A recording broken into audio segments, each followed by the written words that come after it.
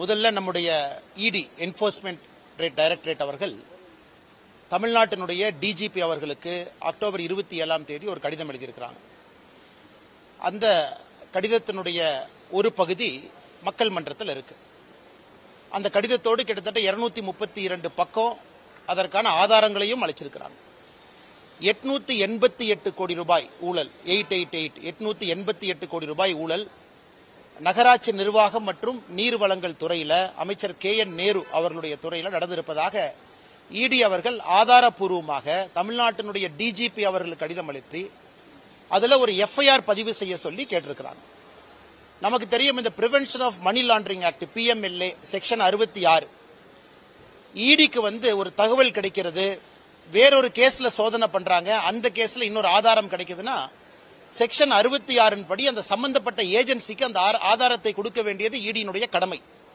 இந்த true value home சம்பந்தப்பட்ட ஒரு CBI வழக்கு 2024 திரு KN நேரு அவர்களுக்கு சம்பந்தப்பட்ட அவருடைய தம்பி KN ரவிச்சந்திரன், KN மணிவண்ணன் அவர்களுடைய இல்லத்துல வேறு வேறு பகுதியில் நடத்தப்பட்ட ரைடுல கிடைக்கப்பட்ட ஆதாரங்கள், இவங்க junior engineer, assistant engineer, down planning officer, sanitary inspector உட்பட 2538 போஸ்டிங், அதுல 2 லட்சம் பேர் எழுதுறாங்க. அண்ணா யூனிவர்சிட்டி, அண்ணா பல்கலைக்கழகம் அந்த பரீட்சை நடத்துறாங்க.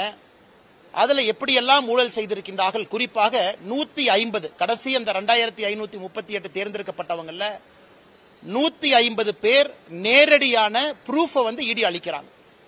வாட்ஸ்அப்ல எப்படி கம்யூனிகேட் பண்றாங்க, பணம் யாருகிட்ட கொடுத்தாங்க, அபிஷியலா அண்ணா பல்கலைக்கழகம் ரிசல்ட் டிக்ளேர் பண்றதுக்கு ஒரு வாரத்திற்கு முன்பு KN நேருனுடைய சகோதரர் அவரு கையில KN ரவிச்சந்திரன் அவருடைய கையில வாட்ஸ்அப்ல அந்த முழு லிஸ்ட் இருக்கு. பிரிலிமினரி பரீட்சையில பாஸ் ஆகாத ஒருத்தர் ஒரு புரோக்கர் இன்ஃப்ளூயன்ஸ் பண்ணி ஃபைனல் லிஸ்ட்ல பேரை சேர்த்துறார். இது போன்ற பல ஆதாரங்கள்ல 232 பக்கம் அதை திரட்டி சேகரிச்சு செக்ஷன் 66 PMLA ஆக்ட் அடிப்படையில் தமிழ்நாட்டினுடைய டிஜிபிக்கு அளித்து இதுவரை ஒரு பேச்சு மூச்சு இல்ல. இதுல 2 லட்சம் பேர் எழுதியிருக்கிறாங்க. செலக்ட் ஆனவங்க 2538. அப்ப என்னங்க அர்த்தம்? கிட்டத்தட்ட 1,97,000 பேர் செலக்ட் ஆகல. இன்னைக்கு 1,97,000 குடும்பங்கள் பார்த்துக்கிட்டு இருக்காங்க. மீடியா நண்பர்களை, தமிழக அரசை நியாயமான முறையில் தேர்ந்தெடுக்காம 25 லட்சத்திலிருந்து 35 லட்சம் ரூபாய் வரை பணம் வாங்கி வேறு வேறு இடத்துல புரோக்கர் மூலமாக அதை நிறைய அக்கவுண்ட் மூலமாக மணி லாண்டரிங் பண்ணிருக்கிறாங்க. இத்தனை கொடுத்தது வேறு மாநிலமா இருந்தா இந்நாள் அந்த அமைச்சர் ரிசைன் பண்ணிருக்கணும்.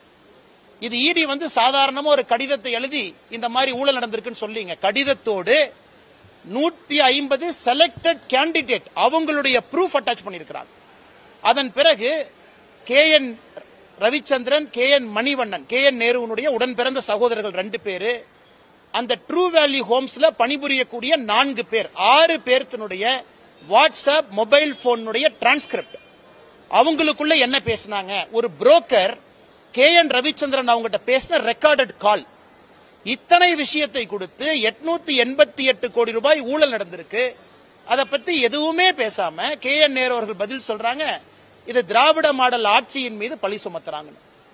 அதனால் முதலமைச்சர் அவர்கள் நேரடியா இதுல உடனடியா தமிழ்நாடு டிஜிபி அவர்களை FIR போட சொல்லணும். ஏன்னா FIR போடப்பட்ட பிறகுதான் இடி களத்துக்கு வர முடியும். இடியை பொறுத்தவரை ஒரு FIR இல்லாம இடி தன்னுடைய விசாரணை ஆரம்பிக்க முடியாது. அதன் அடிப்படையில் தான் இடி அவர்கள் செக்ஷன் 66 அடிப்படையில் ப்ரூஃப் கொடுத்து FIR போடுங்கிறாங்க. இடிக்கு FIR போடுவதற்கு அதிகாரம் இல்லை. அதன் பிறகு சம்பந்தப்பட்டவர்கள் யாராக இருந்தாலும் இடி நடவடிக்கை எடுக்கும். ஏன்னா அதுல மணி லாண்டரிங் நடந்திருக்கு.